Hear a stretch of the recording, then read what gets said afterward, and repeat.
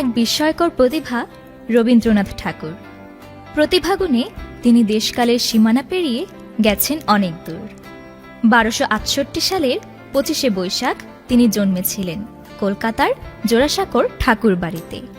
তার পিতৃপুরুষের আবাসভূমি ছিল বাংলাদেশের খুলনায়। মহর্ষি দেবেন্দ্রনাথ ঠাকুর আর মাতা সারদা দেবীর 14তম সন্তান তিনি। বেড়ে উঠেছেন ঠাকুর পরিবারের সাংস্কৃতিক আবহে। বহুরৈখিক প্রতিভার উন্মেষ ঘটে তার মধ্যে। তিনি কবি, গল্পকার, প্রাবন্ধিক, ঔপন্যাসিক, নাট্যকার, সুরকার, কণ্ঠশিল্পী, চিত্রশিল্পী, সম্পাদক আরও কত কি। গল্প, কবিতা, প্রবন্ধ, উপন্যাস মিলিয়ে তার গ্রন্থ সংখ্যা 1.5 শতাধিক। তিনি বাংলা ভাষার শ্রেষ্ঠ সাহিত্যিক। তাকে ভূষিত করা হয় গুরুদেব, কবিগুরু ও বিশ্বকবি অভিধায়।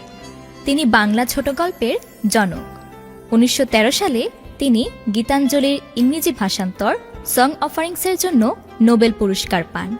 1915 সালে ভূষিত হন নাইট উপাধিতে।